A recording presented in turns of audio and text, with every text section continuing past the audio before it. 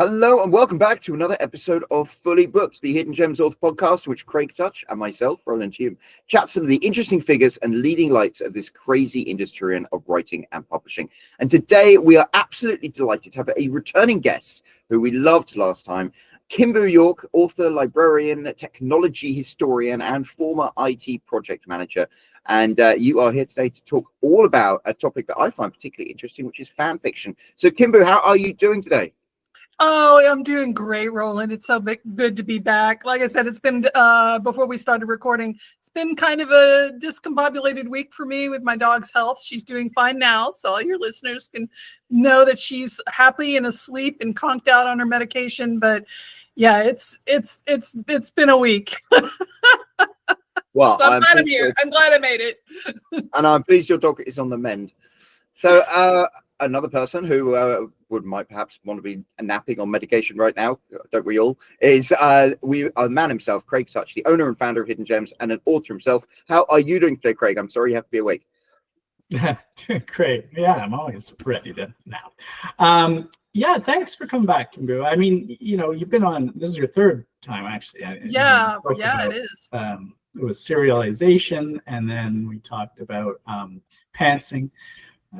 So this time, every time you come out with another book for authors, one of the areas of expertise that you're covering, we like to have you come back on and talk about it because you know your stuff. So this time we're talking about fan fiction. So I assume that means you've written some fan fiction? Just a little, yeah. I have a very interesting history with fan fiction, but my actual AO3 profile has about 1.5 million words of fan fiction on there. So yeah, I've been very much down the fan fiction drain since about 2007 when I got back into fandom. The long story is that I actually did write fan fiction when I was a young girl in the 80s. I just didn't know that fan fiction was a thing back then. So, it took a few years.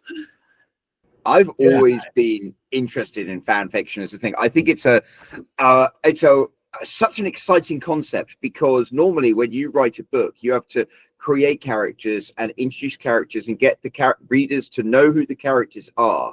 And then you can have the cool interactions and the moments. Whereas with fan fiction, you're using established characters, so you can just go straight to that moment.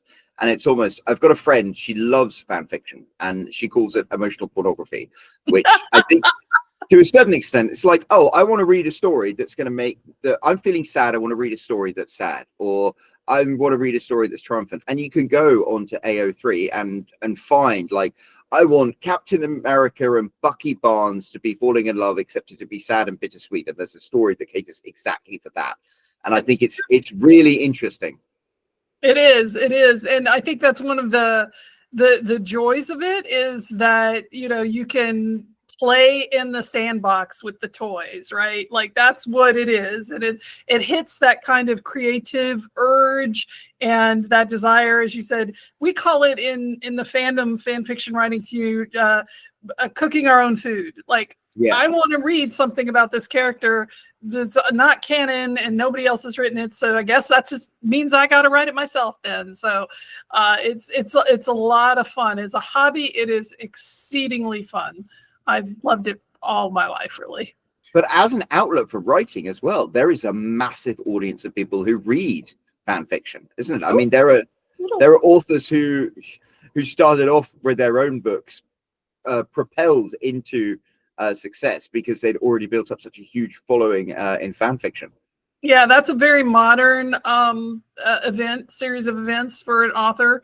Used to be when you wrote fan fiction, you had to keep it secret because it was so denigrated and looked down upon and frowned upon. But these days, there are quite a few authors who either are well known to have started in fan fiction, wink, wink, nudge, nudge, or who are openly honest about it. That's definitely a very new thing that's happened. And it's true that some of them have been able to leverage their audience in fan fiction over to their popularity as original fiction authors. That's not quite as common as a lot of people would like to think, because fan fiction readers are their own types of readers. It's like genre shifting. You're not going to bring all of them with you, but it can work in some situations. Okay, so let's just take one little step back quickly, just so that we can talk a little bit about all the terms and things that we're throwing around here, just in case people that are listening aren't as aware about fan fiction and the history of it and what it is and blah, blah, blah, right? So fan fiction, of course, being, you know, the idea that we're writing in someone else's world, right? We're Yes. Whether it's a TV show and we're writing about Buffy, a fictional story about that, or we're setting something in the world of Game of Thrones. I don't know, but so people write fan fiction. There are various places online to find it. Generally, not Amazon anymore. They used to have Kindle Worlds, which was sort of their version of fan fiction, where they made deals with authors that would allow people to write in, but there's all sorts of rules. Anyways, it didn't last too long. AOE, which is something you guys have mentioned, Archive of Our Own, a repository for fan fiction. There's Wattpad, I think, does a lot of fan fiction. There's a bunch of different sites. Okay, well, you're probably more versed on that. So let me know what I'm missing about all that as a quick primer, and then we'll go into more of this. Yeah, sure. I think the big thing is if people aren't familiar with it and they're hearing us say AO3, and we call it Archive of Our Own, like we expect everybody to know what that is. That is it's not really an archive. This is big fandom fight here. Is it an archive? Is it a depository? You pick a side, but I consider it to be a depository. It's basically an open bucket where people can upload their fan fiction so that other people can read it. This particular site is fan run and fan organized and fan paid for. A long time ago, back in about 2008, a bunch of fans got together and was like, we'll never be safe until we own the servers. And so they put together the organization of Transformative Works that then built the site AO3, Archive of Our Own, specifically so that fans would have a safe space to post our fan fiction. This is, I could go into the history of that. I don't want to bore people with it, but prior to that, fan fiction sites were very prone to being taken down with no notice, both not just because of takedown notifications by the IP owners, but sites like LiveJournal, which had a huge thriving fan fiction population for a long time, started to suppress it and do a lot of deleting of accounts. So we've had a long history of a disappearing history, and this was their opportunity to fix that. So AO3 isn't the only place to find fan fiction. As you said, there's a lot of fan fiction on Wattpad. People have their own websites where they host their own fan fiction. A lot of WordPress websites are out there for fan fiction, but AO3 has become kind of the juggernaut for where you can find fan fiction these days. So that's the first thing I want people to be familiar with. Two, fan fiction is such an old history, and I don't think a lot of people realize that. They think of fan fiction as this modern phenomenon, but when I was young, I read a lot of what we call Sherlock Holmes pastiches. Sherlock Holmes pastiche is Sherlock Holmes fan fiction. It's a little bit more legitimized. It became very popular in the 20s and the 30s, in 1920s and 1930s. I'm going to have to specify that now. I feel so old. But it's been around for a long time, and especially with Star Trek. So the Star Trek, the original series, had a huge number of fans who were women and wrote fan fiction, and they did it zine style, right? They published it on mimeograph machines and stapled the copies and mailed them to each other. They're really considered the foremothers of the modern fan fiction movement. Now, but I was just going to say, I believe that's where the term slash came from, isn't it? It is. Oh, you are good, Roland. Yes. I've done my research on this. Yeah, you have. So slash stands for the marker between K and S. So the K and the S, of course, stand for Kirk and Spock. So Kirk / Spock became shorthand for a romantic story, like a romantic connection. If you have Kirk and Spock, then it's understood that that's about them being friends. If you have Kirk / Spock, that means that it's a romantic relationship in the fan fiction. And so everybody just started reducing it to slash, which became slash fan fiction, and then eventually merged on from there. But yeah, that's exactly where the slash came from. Good. So what's the the legality then around all this? Because I know I've heard, obviously you were even referencing some sites would disappear because of takedowns. And I know I've heard various things about certain IP being more friendly toward fan fiction or not friendly toward it. What are the rules around what you can and can't do? That is a dark, murky issue. One, as you're aware, both of you are aware, copyright laws are, there's no one international copyright law. They change from nation to nation, and here in the US, they can change from state to state. So it's very hard to say what is legal and what is not legal, absolutely, internationally, worldwide, forever and ever. Like, you just can't get down to a solid answer on that. Technically, a lot of fan fiction has been protected legally under the fair use doctrine here in the US, right? And there's pushback against that. And some of it is kind of valid, some of it kind of isn't. So it is a very touchy subject insofar as the legality of it. In the past, before the Organization of Transformative Work, who has their own legal team that fights these fights, very interesting what they do, it wasn't uncommon for the owners of the IPs or their lawyers to send takedown notices to fan fiction authors. And one particularly well known for that was Anne Rice, the Interview with the Vampire. There was maybe a few hundred Interview with the Vampire stories a few years ago on AO3 before the new series came, right? When the new series hit, that changed. But back before that, there were only just a few hundred of Interview with the Vampire fan fictions on AO3 because of the tax she had made over the years to anybody who wrote fan fiction about her property. That's one extreme. The other extreme is most honestly the more common one, which is like, do whatever you want, we just don't want to see it for liability reasons. So again, these days it's been challenged, it's been defended, it's sometimes been subject to takedown. The real key about it that I want people to understand, especially if they're writing fan fiction or they want to write fan fiction, is that technically you don't own what you write. It's not something you can copyright. It's not something you can defend the ownership of. You can say you wrote it. You can claim it in, a metaphysical sense of that it's mine.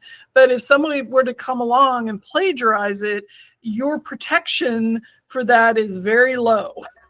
And that's happened before. So that becomes more of a community issue than a legal issue. Like, we will all shun somebody who's plagiarized somebody's fic, but that's not really going to do much legally because I can't own any of my fan fiction in the legal sense. So that's one thing I think a lot of people aren't aware of.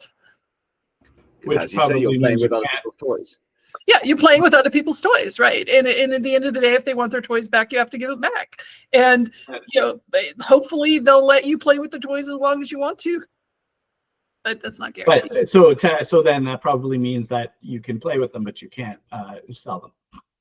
And that is very true. Now, as I explained in my book, there's been kind of a grandfathered clause for art. Because, people of a certain age remember to go in conventions, we'd see artists who were not licensed to do characters, drawing characters and selling those drawings at conventions. Those generally got grandfathered in because they were considered one-offs. They weren't trying to produce, they weren't making, prints to sell. They do now. So the art world is a little bit different. But when it comes to the written fan fiction, absolutely not. Never sell it. Never offer to do it on commission.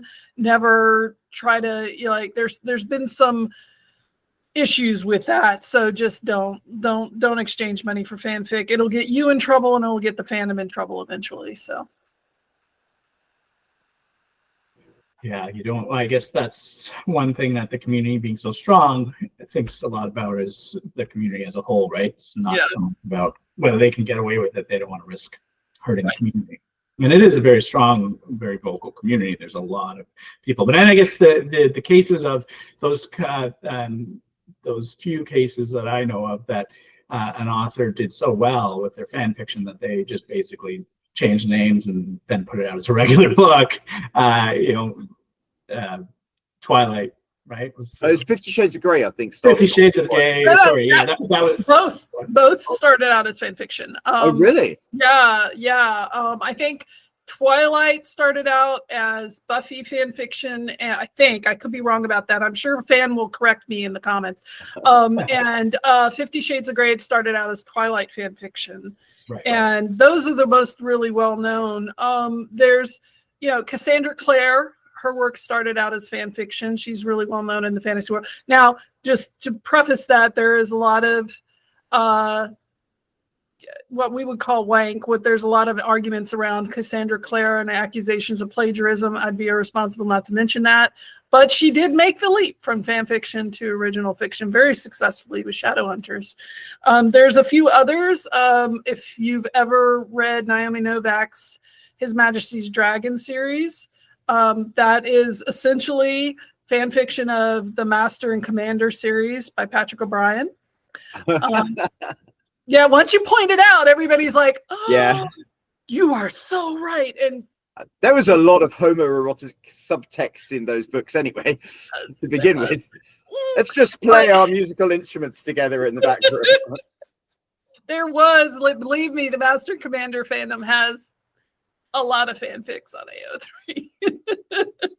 But yeah, so those are the most obvious ones, but there's a lot of them. And with some, it's a matter of just filing off the serial numbers, changing names, changing settings, and making it popular with people. And with some, it's, rebuilding a whole story to make it original and going your own way after having worked in fan fiction. So it's just up to the author. But yeah, it's a lot more common these days.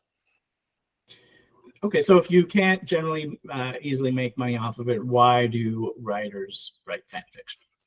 It's like, why do you do any hobby that you love? It's fun. That's the bottom line. It's fun to read your characters that you know and love in different settings and different situations.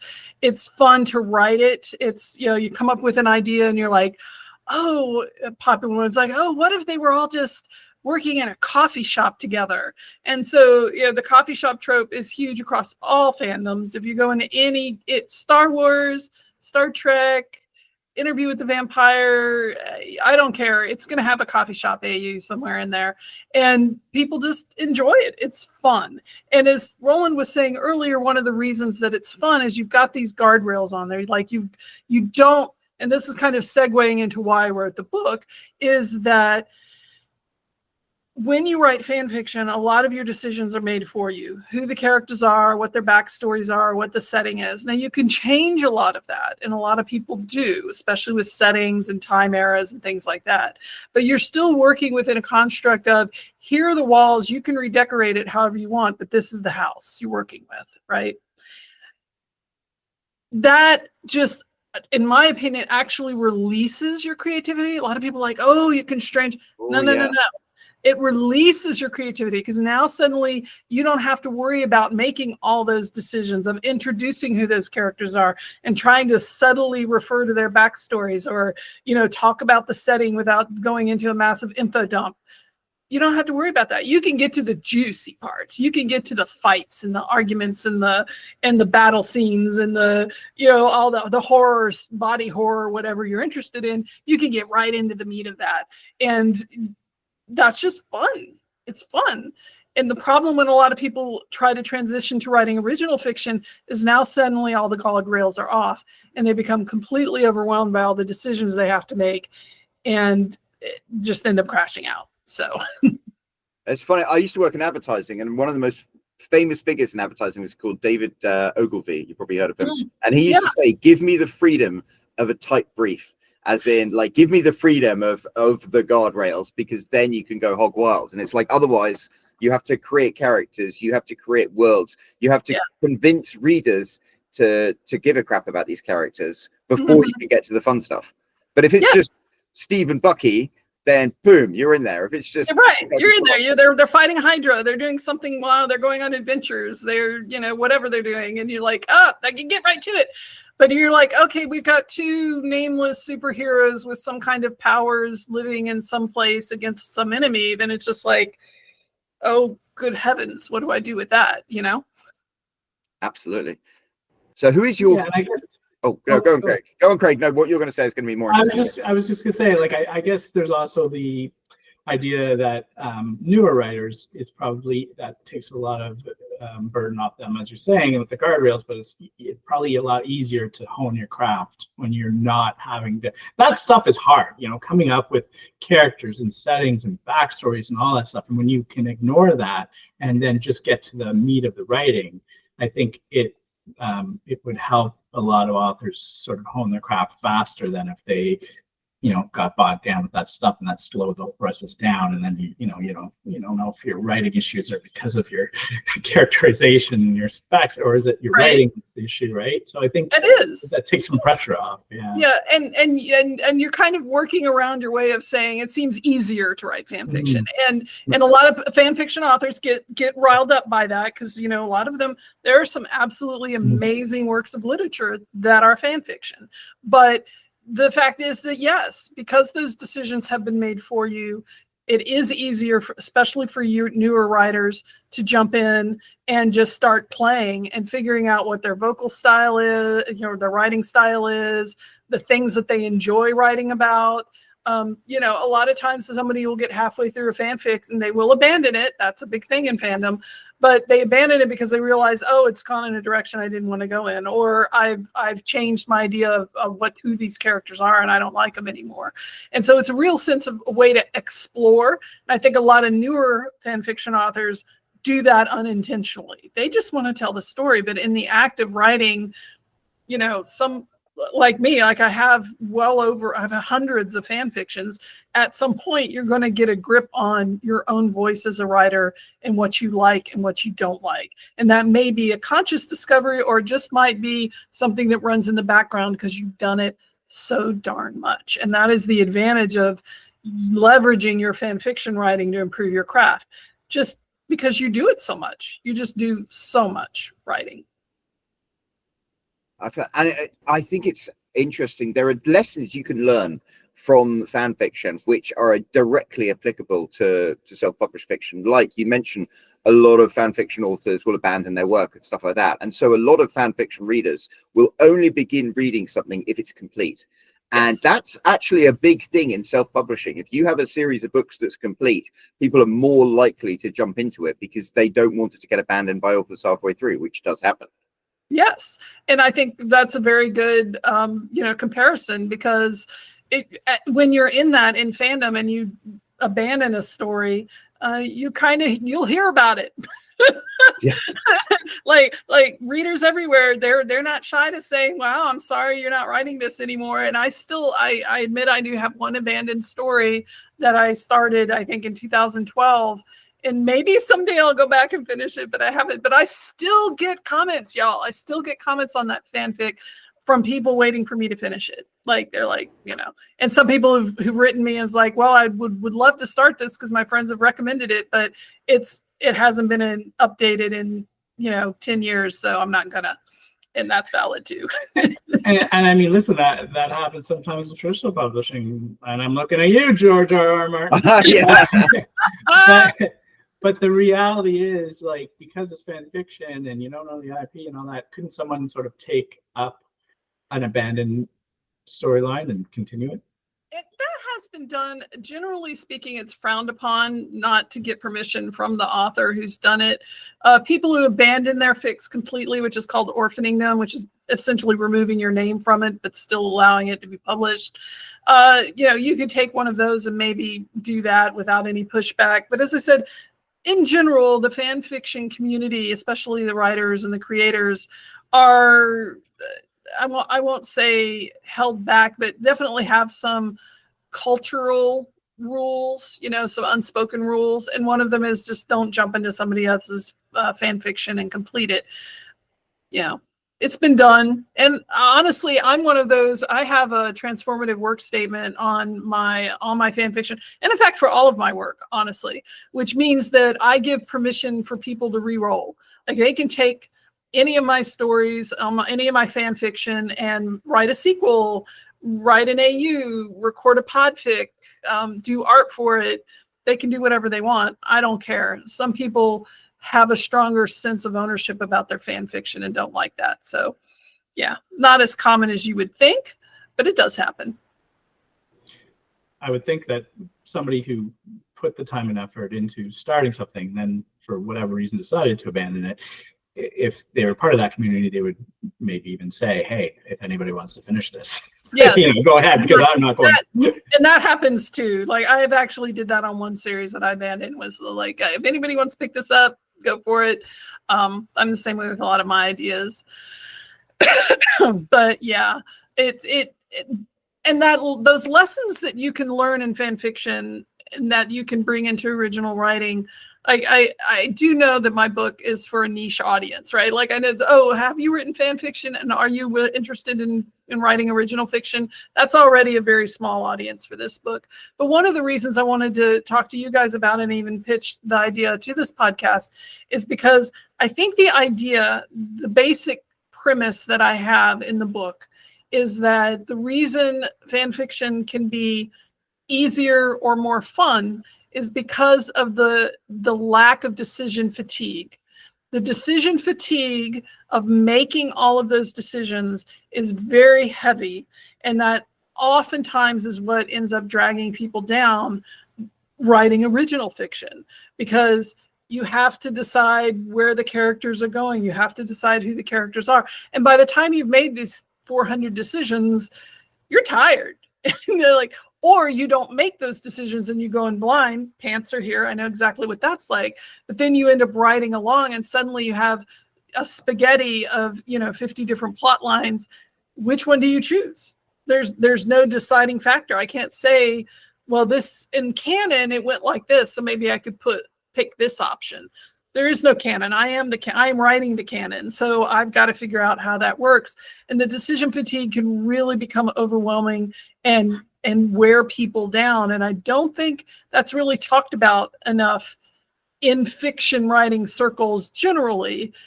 I just think it's more apparent when you shift from writing fan fiction to writing original fiction. Yeah, I think that's definitely a big issue. It's something that, if you're writing an epic fantasy, you have to spend a lot of time world building, right? Figuring out the magic system and make sure that there's no holes in it, and the characters and the set and the world itself and the government and the factions and this and that, right? And by the time you get to writing your book, it could be months or a year later. But if you jump into fan fiction, that's all there for you. And I can definitely see the benefit of that. The only downside for authors that are looking to earn a living is that they wouldn't then be able to sell it.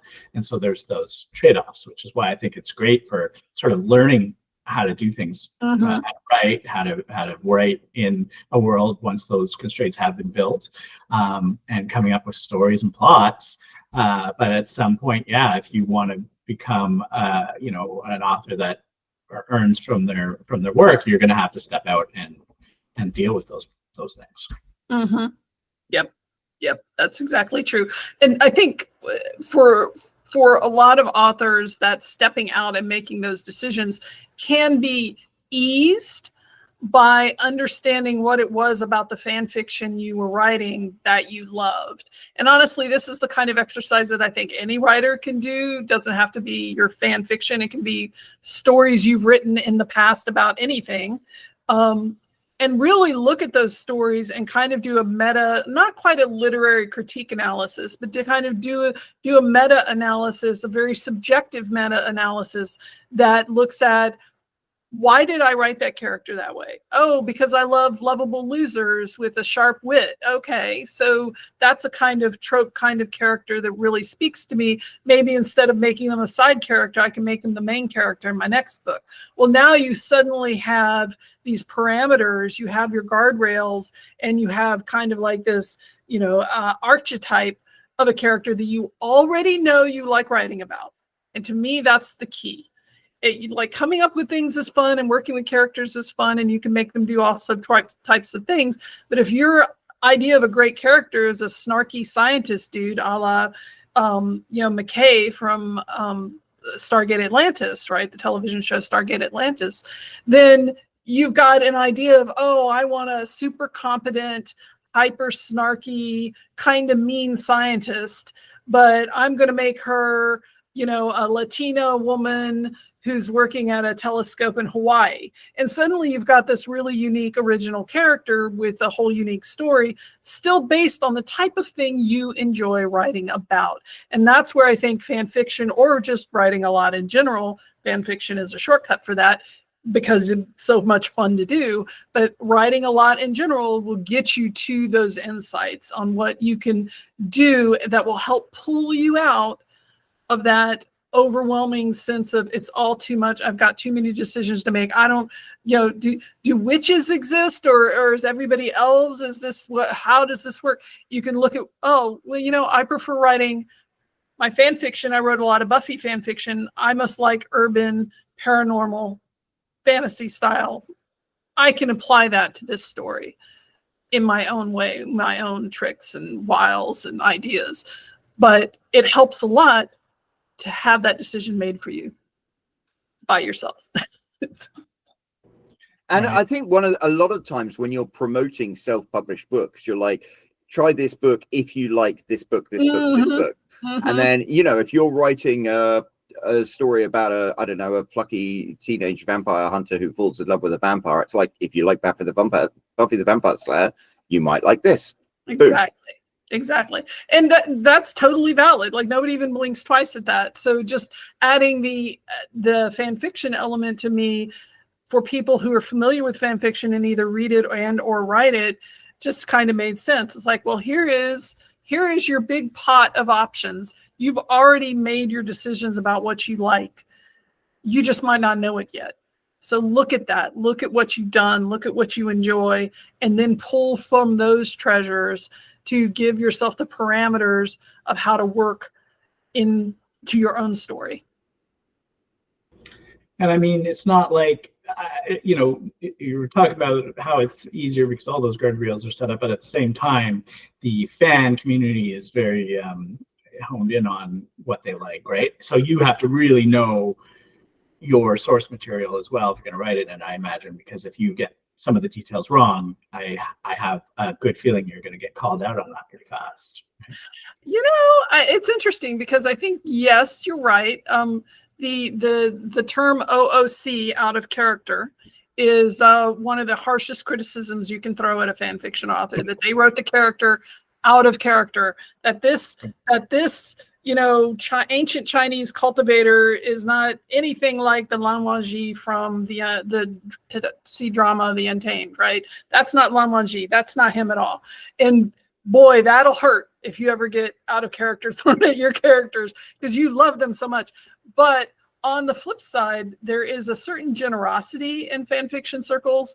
As long as you've managed to capture the spirit of the character and who they really are, there is a lot of leeway given to them. Now, if you've set it in canon, if you haven't done an alternative universe, then yeah, people can be a lot more nitpicky about it. Like they'll be like, oh, that's the wrong starship. It's a different model starship. They didn't use that one, right? Like they'll get you for that. But if you've got something like a coffee shop AU, then they mostly care if the characters are in character. So it cuts both ways a little bit. Are there fan fiction, I don't know, wikis for each, you know, like I know that there are various like Star Trek wikis where you can like read up all about it, right? Oh yeah. But is there one specifically for fan fictions of different stories so that people like, here's the important stuff? So I think there's a online platform called fandom.com. I think it's where you can make your own wiki. You'll find that there is a wiki pretty much for every fandom out there. And if you look on AO3 at the list of fandoms, you will see well over 2,000-3,000 fandoms, television shows, books. Like if it was out there, it has a fandom and it has fan fiction. One of my favorite movies of all is Real Genius from 1985. Just absolutely treasure that movie. If you haven't seen that movie, anybody who's listening, immediately go watch that movie. It's wonderful. Val Kilmer plays a kooky genius guy. It's just delightful. That movie has fan fiction. on AO3. Not a lot. I think less than 100 fanfics for it, but it's there. Like, I would be surprised that you could name any property that doesn't have a fan fiction. And if it has a fan fiction, guarantee you there's likely to be a wiki. I myself have a resource list. It's not a wiki, but it's a resource list for the Chinese drama Nirvana and Fire, which is, you guys might remember, I love Nirvana and Fire. I've talked about this before. One of my favorite drama TV shows of all time. And I have a list of almost 100 resources for writers who want to write in that fandom. And it includes Chinese history, ancient Chinese fashion, links about Chinese fashion, multiple different wikis, a timeline that compares the book to the novel to the television show, the different ages, like character breakdowns. Literally, if you want to write fan fiction, you've got so much information out there to help you. So yeah, if anybody's new to fan fiction and wants to write about a property, first go look to see if it's got a fandom, because it will save your hide when you're writing details about it. That was a little bit of an offside, but yes, there are wikis for fandoms. Yeah, I mean, I'm just thinking about, how people would get started with it if this wasn't something that they were familiar with. And I think jumping onto AO3 and just having a look around and then reading stuff and figuring out what it is that is the fandom that you want to write. I think if you're going to do it, you're probably not just going on there and going, I'll just pick this one. You're doing something that you already love, right? Yeah, that generally tends to be the case. And I'm going to do a little bit of a plug as a librarian for AO3, because they have one of the best meta tag filtering systems online everywhere. I mean, if Amazon or Wattpad or anybody's personal website had a tag filtering system this beautiful, oh man, it would be a different world. So you can go on, you can look under for your fandom that you like, you can decide on the violence level, you can decide whether you want it spicy or not, you can decide what relationships you want to read about, like you can decide not just romantic relationship, but friendships. You can determine it by tropes. If you want to go online and find the coffee shop AU happy ending, enemies to lovers thing for Kirk and Spock, you'll find thousands. But it's the filtering on AO3 is fantastic. So yes, so anybody who's never gone there, I encourage you to go there and just poke around just to see what's out there, because it really is amazing the breadth and the depth that the fan fiction community has. And this particular site is truly awe-inspiring with their metadata filtering. It's incredible. It's amazing. I love their metadata. It's truly great. And is that entered by the author when they upload their stories? Yeah. So for instance, if you go to any of my stories, you'll often see, the main character relationships. I'll put secondary relationships or friendships into the free-form tags. Some tags are determined by the site, and there's a field where you can create your own tags if the site doesn't have the ones that you want. But yes, you put in the fandom, you put in the tropes, you put in the characters, you put in a summary, and in a lot of ways, it's kind of like self-publishing, which a lot of people find funny. Oh, Roland, you're mute there. They're definitely transferable skills, aren't they? They're definitely transferable skills. Oh my gosh, and especially. If anybody out here is involved in the fan fiction community, take a look for a moment and thoroughly think about the community aspect of it.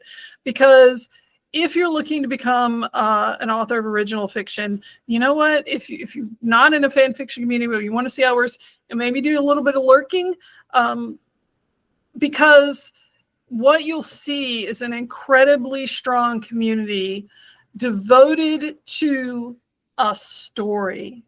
And that is kind of beautiful. That is just, and we talk these days, especially with AI on the horizon and the super big publishers doing their thing. How do writers stay relevant outside of just writing great stories, which we all want to do? One is building the community around the story. And fan fiction writers, we're really good at that because we like to talk about the stories. We like to engage with the stories. We like to, pick apart the stories. We like to say, well, if I had done it, I would have done this differently. And we just really committed to the original property, the original canon story, whatever it is. And we just want to explore that. So it's a really good way, I think, for authors to look at community and what it means to build a community around a property. There's a lot of lessons to be had there. And how does the community work? Is there something on AO3 where after you've read a story, you just chat about it, or are people going to other sites to discuss? It's mostly other sites. Like you can leave a comment on a story. And so like my currently ongoing story, The Bastards of Young Ming, I get about, 15 to 20 comments on that story every time I post a chapter, right? That's in the Untamed fandom. And, but usually a lot of that conversation happens elsewhere. It happens on Tumblr. It used to happen on Twitter, but now on Blue Sky. Discord has become really, really big in fandom communities now. So like there's a Nirvana on Fire Discord that I belong to. There's a Master and Commander Discord that I belong to. there's a Discord for the work of Victoria Goddard. Hands of the Emperor, one of my favorite books ever. So, and that's incredibly, they do live rewatches every week. They do, or in that particular case for Victoria Goddard, they do live read-alongs every week where they'll take an hour and then people will trade off reading from a chapter in the book every week. And they just do that as a group project. And for television shows, there's rewatches that are done on Discord. So there's a lot of sharing off of AO3 that goes on in fandom communities. So it really is, I mean, if you're looking to get involved in a fandom, I think my first thing would be to find some popular authors on AO3 and see if they talk about any Discord servers for the fandom, or if they're on Twitter or Blue Sky, and then go follow them or Tumblr and look at who's engaging with them and, find the community from there. It's fun to be a part of one, but you really have to want to be a part of one because it can be a lot of work. Yeah, it sounds like it. I mean, it sounds like almost like a full-time job, just being involved in one community. Right? Man, I don't know how some people do it. I think you will find people who are serial fandom writers. They'll jump from fandom to fandom. Usually takes me about 5+ years to jump from one fandom to another. I'm a long-termer. But yeah, it's a lot of work. Some people do make it essentially their part-time job. They host the Discord servers. They do a lot of moderation. They do a lot of sharing on, Blue Sky and Tumblr. So it can be, but that's true of any hobby. Like I said, it's just a fun hobby. If you're into it, you're going to be into it. I know beekeepers who have beekeeping as basically a second job for them because that's their hobby. It's pretty much the same thing. Yeah. Well, you're on mute again there, Roland. You go ahead, Craig. No, I'm just saying, like, yeah, there is a fandom for everything, but it's like you really do have to love it because you have to be willing to put in. It's not just about writing something and then walking away, right? Whereas with the book, I mean, if your original IP, there's more you should do with that too. But like you kind of have to get involved in this community to really understand it, to know it before you start reading, and then after you probably want to be involved too because you want to hear what people are saying about it and then interacting with the fans. I think it depends on what you want to get out of it. I mean, I used to be a lot more involved in fandoms on being on Discord servers and stuff. Nowadays, I am kind of tertiary to all of that. I write, I post, I interact with the people who leave comments on my work. I share things, on the fandoms on Blue Sky and Tumblr. But my focus is my original writing. So fan fiction as a hobby, I have to make sure it stays a hobby because my focus is on my original fiction and what I'm working on now. And so, there's always a balance there. If you have a hobby you love, whether it's fan fiction and being involved in a fandom or golfing or whatever, you have to balance it out. I think that's true no matter what you're doing. If you do want to get in the deep end, yeah, you're going to be spending some time on that. But it is possible, I think, to be engaged with fandom as a fan fiction writer at, a low investment level. If you just want to write the stories and throw them out there and you don't care who reads them, or you don't care about feedback, you don't care what the rest of the community is saying, yeah, people do that too. Now, we're sadly reaching the top of the hour. We could talk about this forever. But before we go, who is your OTP? Oh gosh, I never have just one. So I think if I had to have an OTP right now, it would probably be Lam Wangji and Wei Wuxian from The Untamed, Grandmaster of Demonic Cultivation, which is a C drama. My secondary one would have to be Stiles Stilinski and Derek Hale from Teen Wolf. And I know, Teen Wolf. Come at me. I know it. I didn't even like the show. This is hilarious. I have actually not watched much of that show at all. I maybe watched 3 or 4 episodes of Teen Wolf, and it was on for 5 seasons. But man, I love their dynamics. I love their dynamics. I didn't know there was a show. I saw the movies with. No, there was a big. It was a CW. It was like a CW show. I don't know. Yeah, it Stiles Stilinski and Derek Hale. Derek Hale was a werewolf. Stiles Stilinski was a teenager. Goofy guy. Dylan O'Brien played Stiles. Truly a delightful ship. I love them. my friend who's into fan fiction is super into Teen Wolf, so. Yeah, well, there you go. It's still like the show ended in like 2012. It's still incredibly popular. Supernatural, let's not even get into Supernatural. I mean, that's one of the juggernaut fandoms. I think they have like over 100,000 fanfics on AO3. But yeah, those are my current everlasting loves. I mean, I do love Mie Chang Su from Nirvana and Fire, but he's just his own man. He's just beautiful character. So before we invite everyone to go and check out your work and stuff like that, Craig, do you have any final questions? I don't. I don't. Wait, were you asking me, Roland? No, just asking me, but listen, if you have anything. No, listen, I don't have any extra questions other than, just not a question, just to say, thanks for coming. This has been great. Like, I think that fan fiction is its own beast, as we're saying, but it's still writing, and there's still a lot that can be taken from it, even if you aren't going to profit from it.